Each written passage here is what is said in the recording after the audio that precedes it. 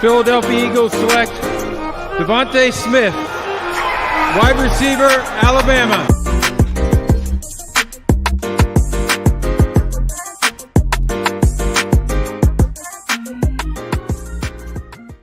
What is going on, everyone? Welcome to Party on Broad. Today, the Sixers versus Raptors breakdown continues, and I've got two of the greats joining us tonight to help me break it down. We're jumping into enemy territory. We're breaking down the Raptors offense, the annoying, frustrating Raptors defense. We're going to talk about our top three reasons each, why the Sixers will win this series, and why the Raptors will win this series. So let's jump right in here. Joining me, I've got my man Tiago at Tiago PHL. What's up, Tiago?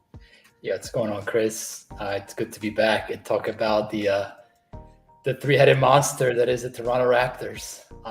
I don't see it like that. I think the Sixers have a very good chance, but there's valid reasons to be concerned in this series. Toronto is an extremely well-coached team, and it's got a lot of talent on their roster, so it's going to be fun to talk about them. There's a lot of pieces of Toronto that I think a lot of people aren't aware of that are very strong. Also joining us, my man from Philly Sports Network, the Pick Swap Podcast. Go check them out. He is Sean Bernard. What's up, man? Yeah, I'm excited to get talking. It feels like kind of one of those, the deeper I get into this, the more nervous I feel about this series, which I don't know if that's trending in the right way, but I'm excited to get going. Yeah, let's jump right in because we have a lot to cover. Guys, if you're new to the channel, smash that subscribe button. Comment if you're watching us live. We'll bring your questions to the forefront here and break it down. Tiago, lead us off, man. Let's just break down this Toronto offense. What makes it work, in your opinion? So there's a lot there to discern, right? You have a lot of numbers out there. When I look at Toronto, I look at a couple of things, right? So first and foremost, how they operate in the half court. And they've really, mostly because Fred VanVleet has been injured for most of the year, they've kind of migrated a little bit more towards a Pascal Siakam-led offense, which has been very interesting to watch. I mean, they've really given the ball to Pascal over the course of the year, and you watch him, they definitely improved as a playmaker. I mean, I thought he was an all-star player this year. I don't think he made it, but could have been easily been an all-star player. So with that framework in mind, you see how a guy like Fred VanVleet and a guy like Gary Trent Jr. are able to slot into that framework, right? So usually guards that can play both on and off the ball. And with like Siakam's playmaking, they have a lot of option at his disposal, man. Like I was diving in deep into some of the numbers that they're out there beyond what you stated out there, Chris.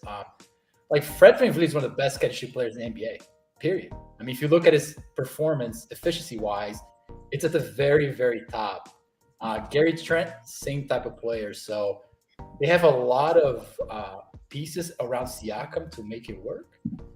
And also just from the standpoint of how active and athletic they are.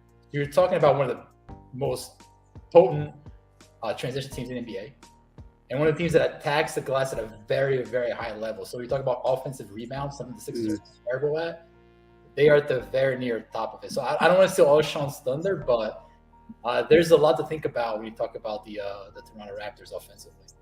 Yeah, we have Nick in the house saying, let's go. I think the Sixers will win against Toronto in 6 games, and against Miami, I could see 5 games. I love the optimism. What about you, Sean? What do you think about this Toronto offense? Yeah, it's one where their strengths match up with the Sixers' weaknesses in a way that doesn't bode well for Philly. Like Tiago talked about, the offensive rebounding is a major deal. This has been a struggle with the Sixers all year. They push the pace incredibly effectively. Toronto has done a terrific job building such a just like set standard and style and terms of their athletic perfectly complements what they do, and it really is a testament to Nick Nurse and the franchise for the way that they have built this team. A ton of switchability, a ton of athleticism, and these are all things that kind of don't bode well for the Sixers. So offensively, Pascal's impressed me a lot too. He hits some tough shots too. I don't think he gets enough credit for that too. There are some like late shot clock situations where he'll hit like wrong foot, leaning, fading away in ways that it's like, I didn't think he was like quite that level. And so he's a legitimate factor. Fred VanVleet, I'm a huge fan of. He does a whole lot off the screens. Like also kind of like what Thiago said, they've utilized Siakam as kind of a playmaker and do a lot with Fred VanVleet coming off screens, using the catch and shoot. There's just a whole lot of weapons to look out for, and like not really a clear weakness for who they can match up with. So there's a lot of crazy matchup questions. Absolutely. Fully agree with everything you guys said. I agree. It starts with Pascal Siakam, averaging 30-plus points, 8-plus rebounds, 8-plus assists in just 3 games against the Philadelphia 76ers here. The guy just creates so many problems. He can create, he can dribble, he can get into his own post-ups. His handle is good enough to bring kind of Embiid out of the paint. And when that happens, like, then the Sixers have no rim protection. There's so many issues that Pascal Siakam presents. You look at last year's playoffs, Embiid held him to pretty decent shooting, like 38% shooting. It was really strong in the previous time they met in the playoffs several years ago. But obviously, a lot has changed since then. You look at kind of Toronto's offense, it really comes down to attacking the offensive glass, getting out in transition. This is a team that has a top 5 transition attack. And I think a lot of it boils down to Toronto's ability to just get more shot attempts than everyone else. This team averages 94.3 field goal attempts for 100 possessions. That is number 1 in the NBA. And the Sixers are 3rd worst at 87.3. So you look at kind of the shot differential. They have a 7.1 shot margin, which is the most in the league. And that's just kind of that's what Toronto is really all about. And that's just something that Sixers, you look at their weakness, especially, eliminating second chance points it's a problem. It's a big freaking problem. And that leads us to the defensive side. Thiago, lead us off, man. I've got a video of Joel Embiid versus the Toronto Raptors and what makes them so strong. But go ahead, dude. Yeah, I'll get to the defense, Chris. I just want to make a couple more points on the offense because I think it's important. Because when you think of like what a traditional shot creation offense looks like Toronto's not that. And when you watch them offensively, they have to do a lot to get guys open looks. Like Toronto was one of the teams that had the most shot attempts that are considered tightly contested. And they have the absolute lowest field goal percentage in tightly contested shots. So, there's a lot to think about from that offensively, but at the same time, like they struggle to create open looks, primarily because they don't really have like a dynamic shot creating guard. Like Fred VanVleet is a very good player, all-star player, but he's not a very dynamic on the ball player. And they don't really have anything else outside of that. I mean, we've talked about Siakam does some of that stuff. Scotty Barnes a little bit. Scotty Barnes does some of that stuff as well. But these are mostly like wing players trying to create off size. So that's number 1. Number 2 is Gary Trent Jr., man. Like if the Sixers are planning to play drop coverage against the Raptors, it's going to be a long series because this guy comes off screens like very few players can in the NBA. And he's one of the best dribble handoff players in the entire NBA. You're talking about like JJ Redick level type of efficiency. So the Sixers are going to have to mix up defensive coverages in order to make this work. Because if they're going to give drop coverages to VanVleet and Gary Trent Jr., it's going to be a long series, man. It's going to be a very long series. So yeah. It's a couple more points on offense. Then defensively, man, I mean, extremely athletic team, extremely diverse in how they operate. They have 5 athletic guys on the court at all times. I watch them very closely against teams. First of all, very closely against the Sixers and against teams that have quicker guards because the Sixers have a quicker guard in Tyrese Maxey. So a couple of things that stand out to me right away. They struggle to defend quicker guards. Like you watch them against Atlanta, Trae Young. Obviously, Young is a outlier, but like they can't stand in front of anybody. So I started thinking about offensively what that looks like for the Sixers and potentially giving Maxey a little more responsibilities on the ball. Maxey averaged close to 20 points a game against the Raptors. He was phenomenal in their 4 games this year. So I think there's some traction there. And the second thing is like they do a lot of trapping. I mean, you're showing it right there, Chris. Like they trap Embiid a ton. They flash help defense, aggressive help defense towards Embiid and Harden, which means like there are going to be wide open looks offensive for the Sixers. It's just a matter of making the right decisions, not getting too aggressive on the ball because if you see like on the corner, like Danny Green is wide open on the corner. I mean, that stuff's going to be there all series. So I'm very hopeful that the Sixers can figure out that matchup and create a ton of open looks offensively. Yeah. Nick says not having Thibault on offense will be a good thing for Philly with how Danny Green has been shooting as of late. We're going to get into that, and I don't think there's a chance Doc would have started DG if Matisse was available. We're also going to get into that. And Nick thinks, Thiago, you're a very smart man. I concur. What about you, Sean? What about this Toronto defense makes them so annoying?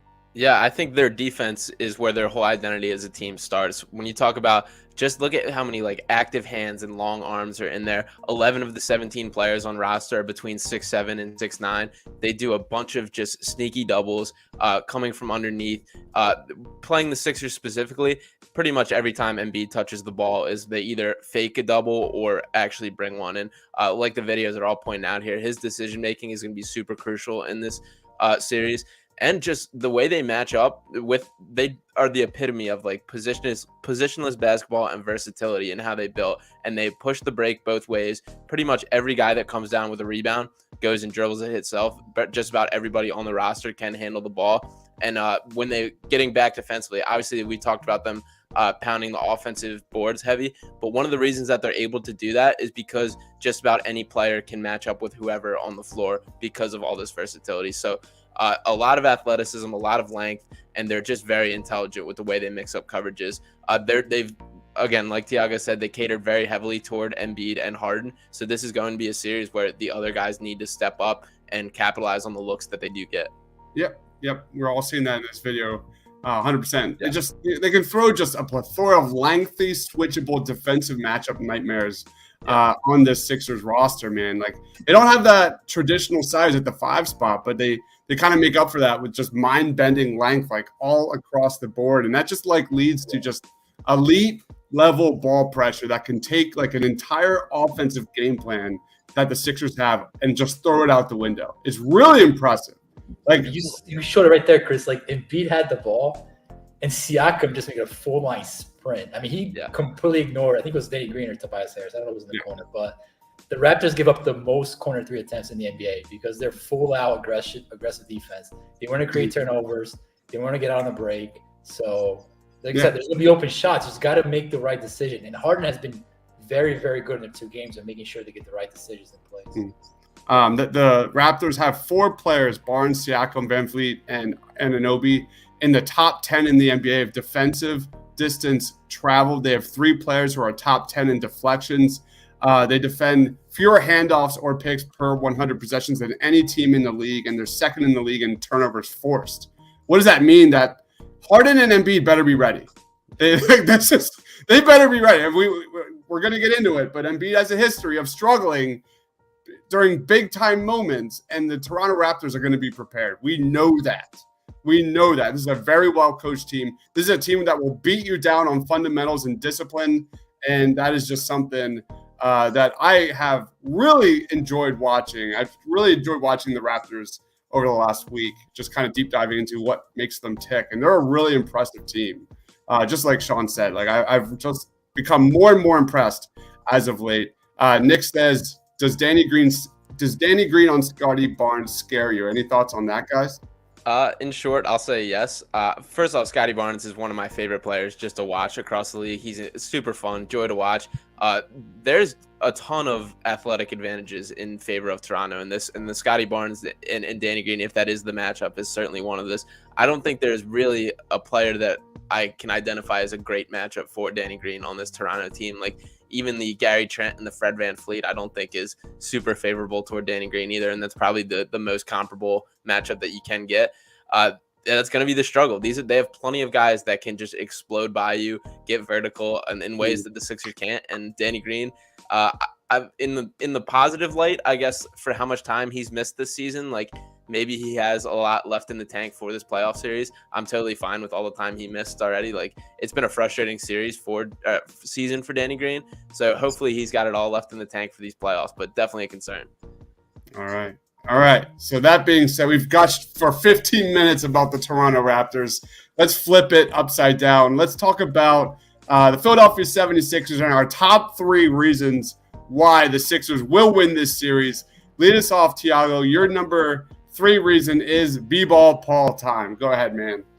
I mean, that's my reason and everybody's reason in the I mean, let's be honest. If DeAndre Jordan is going to be a factor in the series, the Sixers are going home. It's as simple as that. I mean, there's just no world where DeAndre Jordan is going to make an impact in this series. Yeah. The Raptors run small. They space the court. I mean, we've seen time and again how Jordan is not that type of player, beyond the fact that the lack of hustle is concerning, to say the least, for a team that attacks the glass at a very high level. DeAndre Jordan is a washed basketball player. And B-ball Paul Reed, man, the last couple of games that he's played with the Sixers, you're starting to see more and more why a guy like that plays very well in a playoff series against Toronto. Granted, a lot of it is on paper because Reed does foul a lot. He does make a lot of stupid decisions sometimes, for lack of a better term, which you can't just have that out there in the postseason. But when you think about matching up size with Toronto, Paul Reed is the guy, man. I mean, we can talk about him playing a small ball 5 and getting out there on a guy like Chris Boucher. Or what you can really do with Paul Reed is you can play perhaps Tobias Harris at the 5 and match up Paul Reed on Siakam at the 4. So you have that flexibility with Paul Reed that you would never have with DeAndre Jordan. Yep. Is Doc Rivers going to do that? Is a different thing. But anybody who's watched the Sixers very closely can see this train wreck coming, man. It's just a matter of what he's going to do or not. I mean, this is the guy who put Danny Green on Trae Young in Game 1 in the Hawks series. Yeah. Come on. What are we doing here? What about you, Sean? Oh, wait, let's roll on to Sean's pick, and that is Maxi's time to shine. Yeah, so with this Toronto defense, they're, like all the videos have shown, they're super double heavy on Embiid, and they also key on Harden a good bit as well. I think this could shift as the series goes on if Maxey plays well early on, but I think as it opens up, he's going to have kind of the advantage matchup-wise in that he isn't going to be taken as seriously as the other two guys. So I think also with his ability to explode off the dribble is something that will still be effective against this Toronto team. And just Maxey has proven to be good enough to be that guy that can be relied on that heavily in the offense. So I think it's his turn to step up in terms of just where the focus will be. That's what I think the Sixers' best option is in a lot of ways. So a big Maxey series would go a long way to helping the Sixers. Love it, man. I actually had that as one of mine, but I took it away because I saw you had that. For me, it's all good. We're going to be overlapping a lot here, I think, over the next 30 minutes. For me, the Sixers starting lineup. You look at the Sixers starting lineup. They are a plus 14 plus minus and a 9.0 net in 74 minutes with Danny Green, and Raptors starting lineup plus 6 with a 0.5 net in 345 minutes. So they've got a lot more minutes than the Philadelphia 76ers. But since the All-Star break, man, the Sixers are second in points scored. They're first in free throw attempts with nearly 5 more attempts than the second best team. So I think obviously the Raptors are clearly a more deeper team, a more well-balanced team, probably a better put-together team. But the starting 5-wise, they're better. The Sixers are 100% better. And, 40-plus minutes of Embiid, assuming he's playing every game. I'm hoping James Harden can improve his ability to finish around the rim.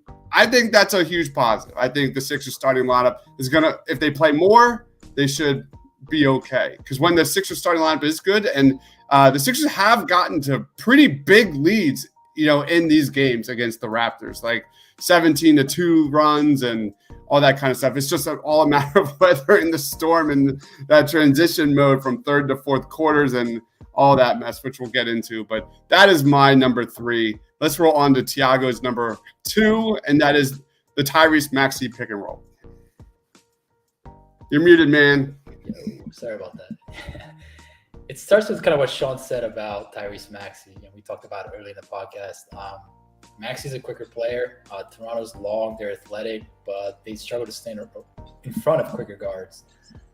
They're a very, very good pick and roll defending team. So they either trap, pick and roll. They defend both the ball handler and the rollman extremely well.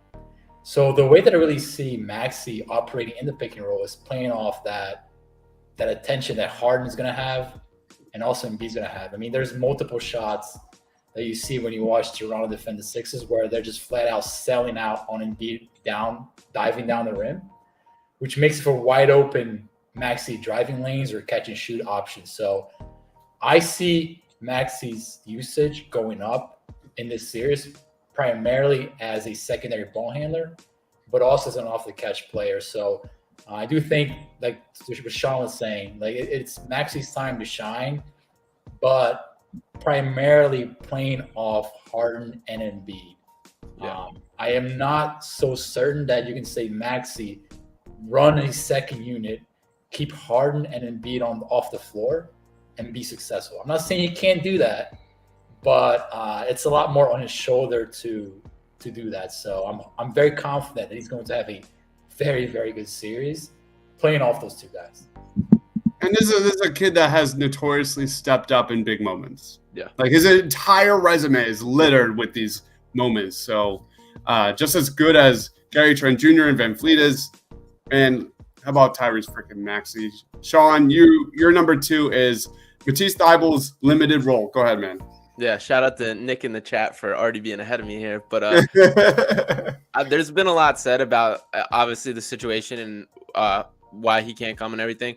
I don't think this is a series for Matisse Thybulle, regardless of if he's able to play or not. Even the home games in Philly, I don't think this is a series that benefits him. The spacing issues that he causes, and obviously it will hurt not having his defense around, but this Danny Green is necessary in this lineup for the way that the Raptors will defend and the looks that will be created. The Sixers just need a guy that can knock down corner threes, space the floor, and that's exactly Danny Green. Georges Niang's another guy I expect to step up to capitalize on the open looks.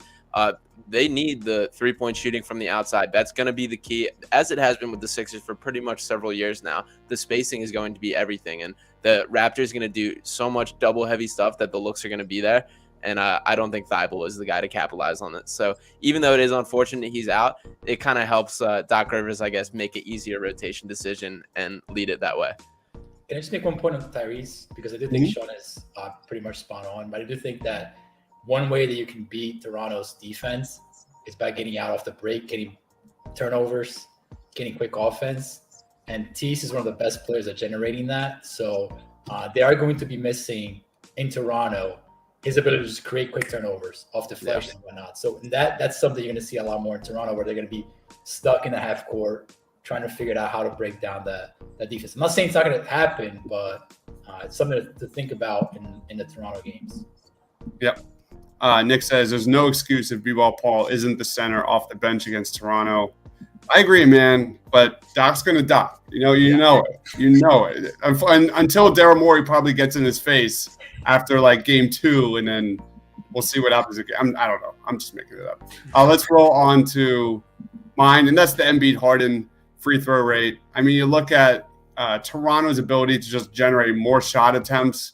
Let's combat that with more free throw attempts at from James Harden and Joel Embiid. The Sixers are obviously, we already talked about, are dominating at the free throw line, as they should. For comparison purposes, the Raptors are 20th in the league in free throw attempts. Harden and Embiid are first and fourth in the league in total free throws. So there's since the I think the All-Star break. But I mean, that's it. Like, if the Sixers want any shot at advancing to the second round, man, it starts with Embiid and Harden working together, and that pick and roll. That pick and roll, when it looks good, it looks good. But the problem is there are stretches when Doc will go away from it and just give you hero ball.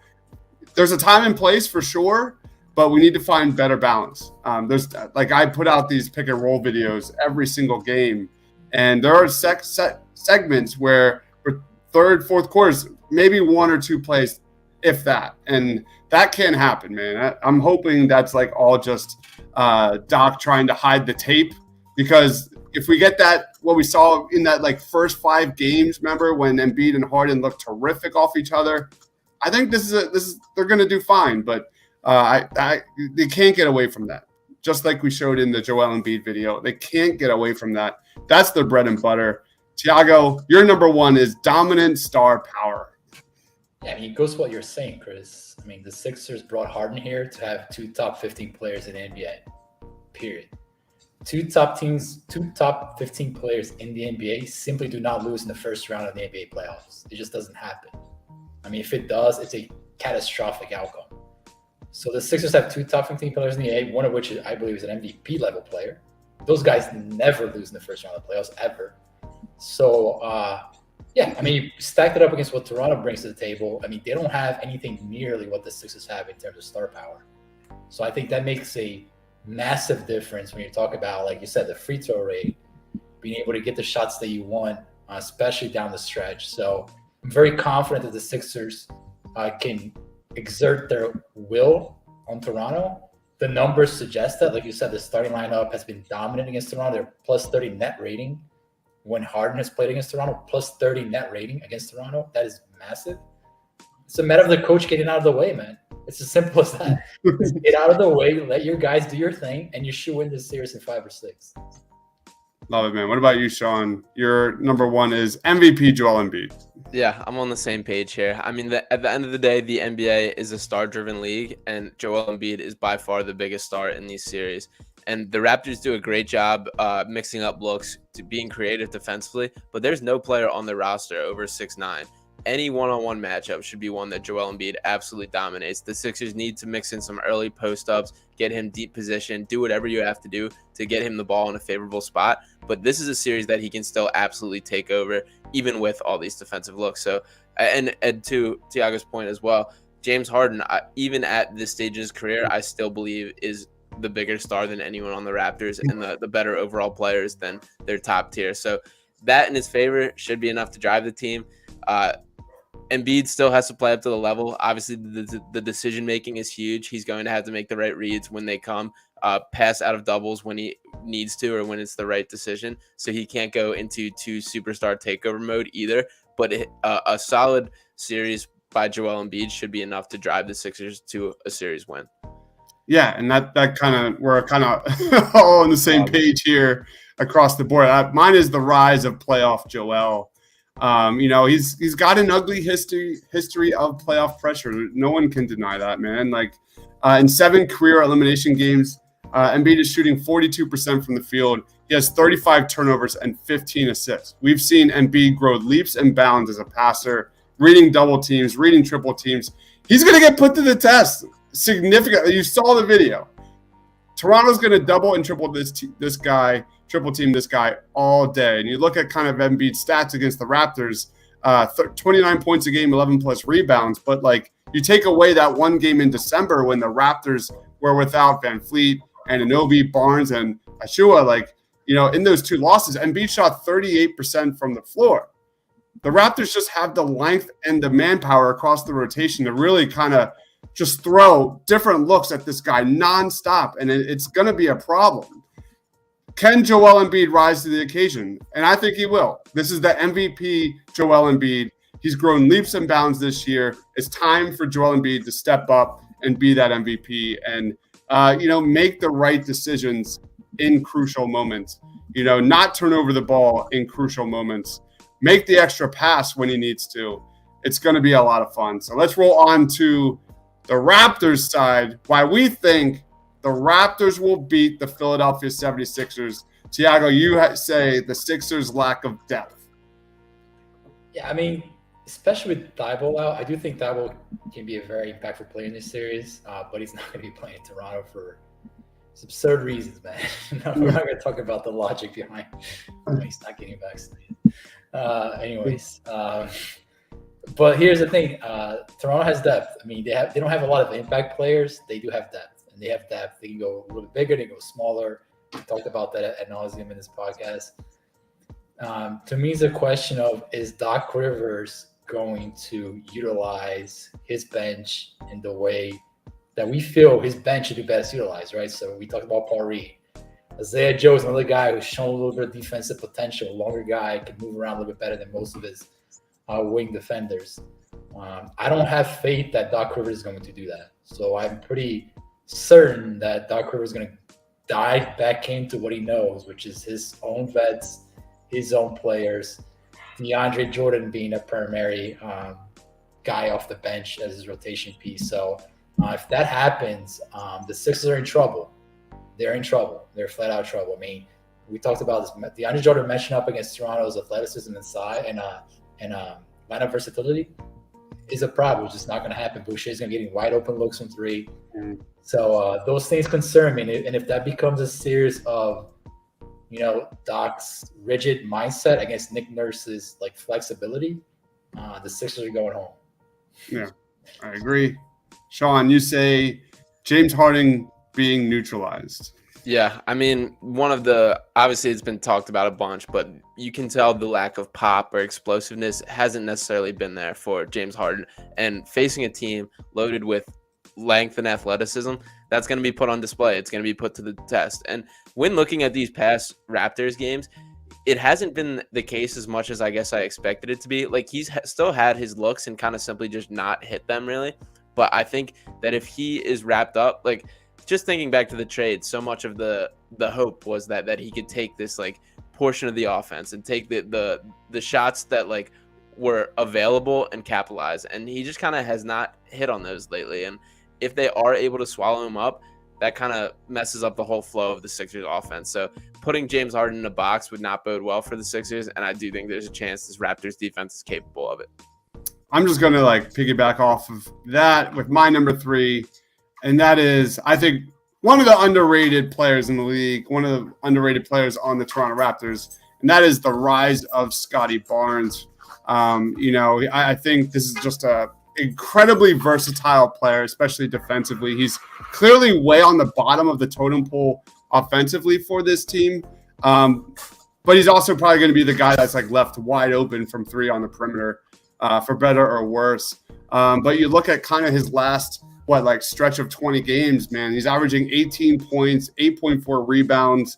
He has a plus 4.1 net rating in March.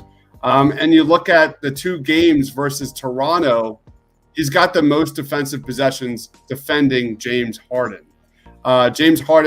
He's held James Harden to 6 points on 3 of 6 from the field, 0 of 1 from 3, 10 assists, 6 turnovers, and 67 plus possessions. So if you don't know Scotty Barnes' name, you're going to know it by the end of this series because he's going to be all over James Harden. So I think Scotty Barnes, maybe not offensively is one to worry about, but I think defensively he's going to be a thorn. He's going to be a thorn on the Sixers side for sure, on James Harden's side for sure. We're going to roll on to Tiago for his number 2, and that is Raptors in the clutch. Hey man, I love Scotty Barnes. I think he's going to be a better version of Pascal Siakam. I think he's going to be one of the top players in the NBA in like 2 to 3 years. So definitely pay attention to him. Raptors are a very, very good clutch team. I mean, on both ends of the court. So Scotty Barnes, name you just mentioned, Chris, I went back and looked. He leads the NBA in clutch time steals with 9 by far. I mean, that's a guy who he's going to be on the court late in games, creating havoc. They're a top 10 offense in clutch. They're a top 10 defense in clutch. The Sixers are not a top 10 offense in clutch. They're barely a top 10 defense in clutch. So when you talk about close playoff games, game on the line, the Raptors execute at a very high level consistently. And that, I will guarantee you, there will be 1 or 2 games this series where Philadelphia is going to be asked to deliver late in the game. And if they're not pristine with their execution, they're going to lose. So if this becomes the story of the series, they're going to lose the series because Toronto is a much better late game execution team, which goes back to, once again, coaching, which is a massive gap in this series. I mean, you look at the 4 games in this regular season. In game 1, it was a tie game with 2 minutes remaining. Game 2, it was a tie game with little over a minute remaining. A tie game with a little over 2 minutes remaining. And game 4, the Raptors had a 4-point lead with 2:46 remaining. Every game here was, decided with 2 minutes remaining. So I agree, Tiago. Sean, yours is the transition battle. Yeah, similar to kind of how in football games can be won and lost in the trenches. I kind of feel that way about this series in transition. Looking at the Raptors, and these are the stats we talked about earlier, but 2nd in forced turnovers and 3rd in fast break points versus the Sixers 28th in transition defense.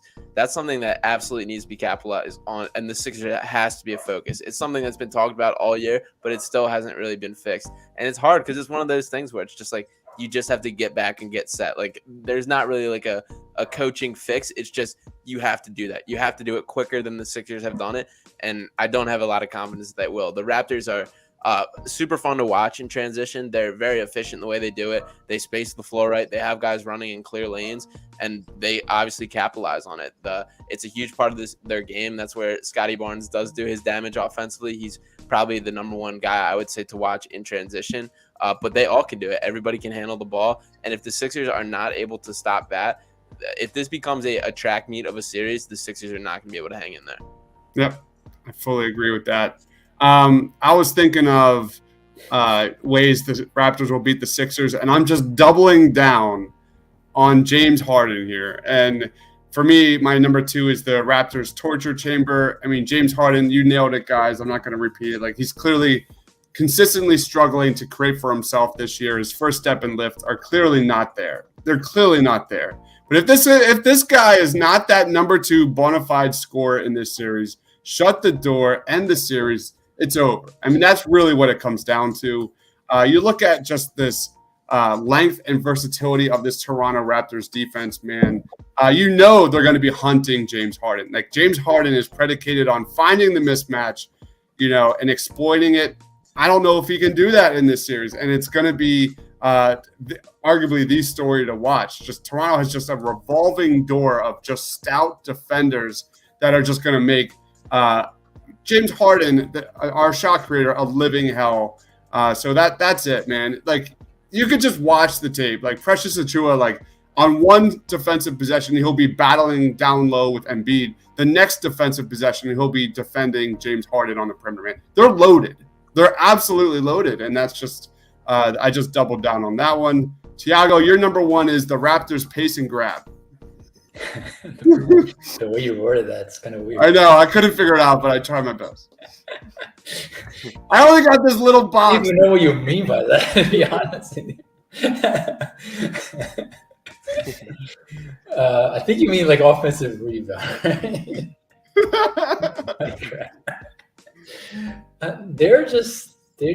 They're an extremely aggressive team. And I do think when you watch the Sixers during the regular season, it's not kind of what the team you're going to see in the playoffs. So the Sixers are more of a veteran-laden team. They're slower. They don't really take certain games seriously in the regular season. And you put that against the backdrop of like a Toronto team who hustles on like every single play. It's like a dark contrast, right? So the running, the rebounding, it's a big deal. So we talked ad nauseum about like guys who just don't have the pop on the Sixers roster, right? So for instance, a guy like Georges Niang, who should be part of the rotation because of his shooting, his spacing element. But when you watch him defensively, like, he can't move. So offensive rebounds becomes an issue, dribble penetration becomes an issue, ball move becomes an issue.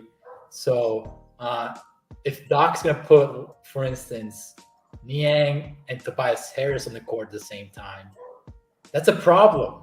You need guys who can move, cover spaces, and deny driving lanes and rush the glass. So we'll see if Doc has some of these answers figured out by game number 1. If he doesn't, you're going to see Toronto's aggression just be amplified, and they could Philly could seriously fall in a trap of just trying to play catch up, and they're not going to win that battle. It's just not going to happen. So. Yeah. One thing's for sure, Doc is going to have to make adjustments multiple times, maybe at least multiple times per game. And I don't know. I just don't have it. We're going to get into just real quick series predictions after this. But Sean, your number 1 here is the Nick Nurse factor. Yeah, I mean, we can look at the players' matchups and everything, but the biggest difference in these two teams, I would say, is the difference in coaching. And Nick Nurse, terrific basketball mind, has done a tremendous job in Toronto. This whole system that they have in place, he really has made changes throughout the season too to get them running like this. And if it's a matter of in-game adjustments, the Nick Nurse versus Doc Rivers, I just don't see it being close. So I have some real concerns that he's going to scheme things that Doc doesn't have an answer for, and I think that's the Raptors' biggest advantage overall in this series. I fully agree with that, and that's kind of like goes into my end, but it's more Doc. The DeAndre Jordan minutes, man. DeAndre Jordan minutes. It is what it is. You look at Embiid's off the court numbers. in at the last 2 games of the regular season this year, minus 23 when he's off the court. You look at last year's playoffs in 2021, when Joel Embiid was on the court in last year's playoffs, plus 14.7. When off the court, the Sixers were a minus 5.2. Dwight Howard was a minus 8.1. You look at this year, the Sixers are plus 7.5 with Embiid on the court, a minus 4 with him off. The Sixers are a minus 7.4 with DeAndre Jordan on the court this year. So it's the same freaking problem. It's the same Doc Rivers.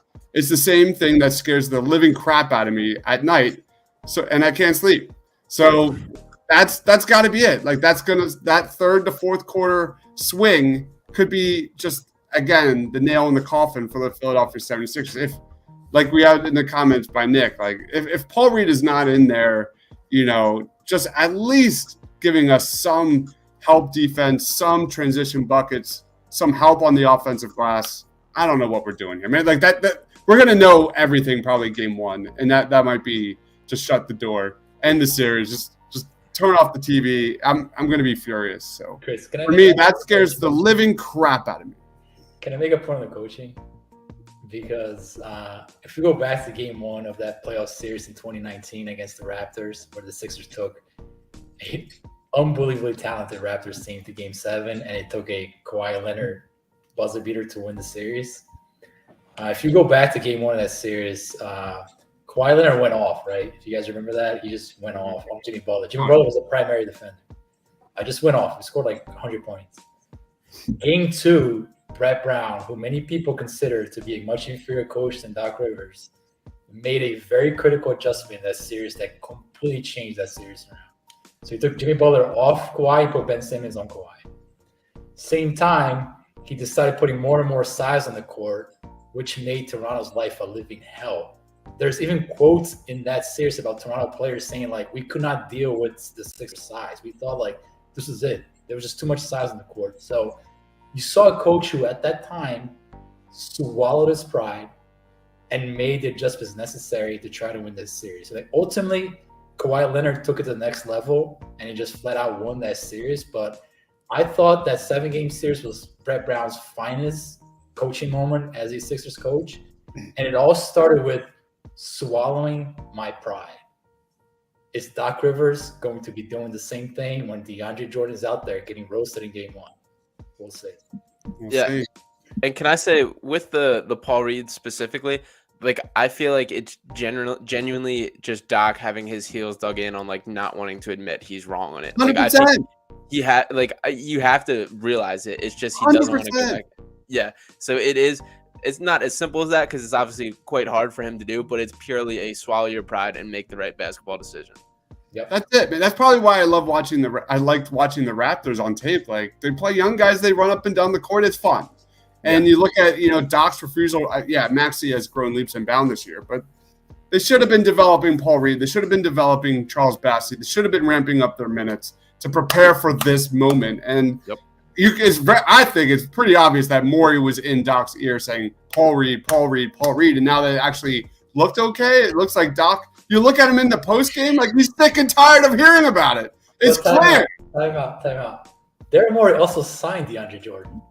Yeah, that's true. That's true. I mean, yeah, I get it, but you also brought the guy in. You made it easier for your coach to play a guy who's washed by bringing him on your team. So that's fair. Totally. It's not. Morey's not completely out of the waters on that thing. So.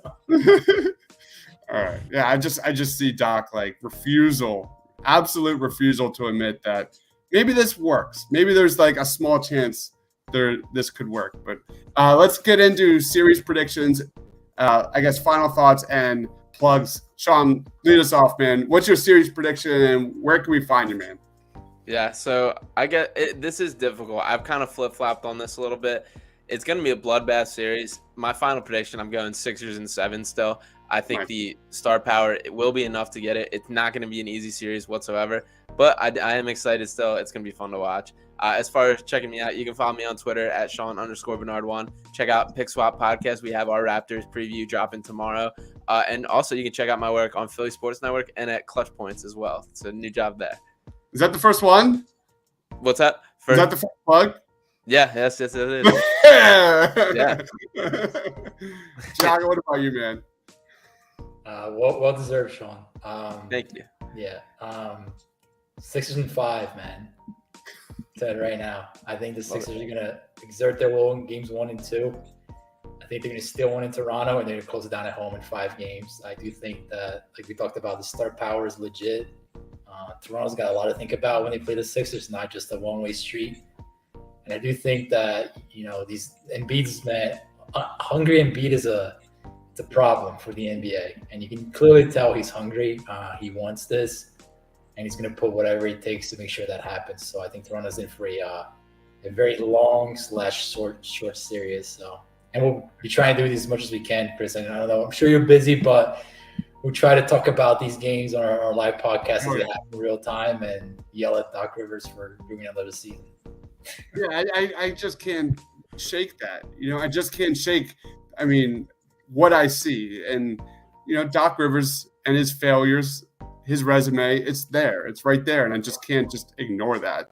As much as I want to think that MVP Joel Embiid is going to, shake it off as well and, give us some major moments in clutch situations. I'm in Raptors in 6. Raptors in 6. Wow. Yeah, Raptors in 6.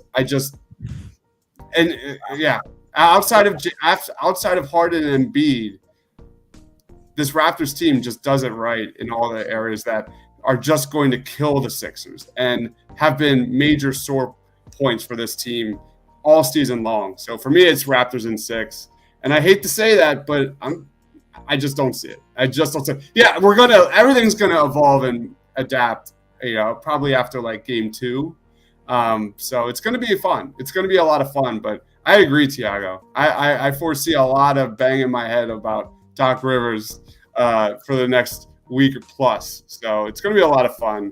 Guys, thank you everyone for watching. Be sure to like, comment, subscribe here. Follow my man Thiago on Twitter at TiagoPHL. Check out all his work at the paint lines. My man Sean down there, Pick Swap Podcast, Philly Sports Network. Don't miss any of his content. And it's Clutch Sports, right? Clutch Points. Clutch Points. Shit. Mm-hmm. Clutch Points. Go check it out. Thank you everyone for watching. Stay awesome.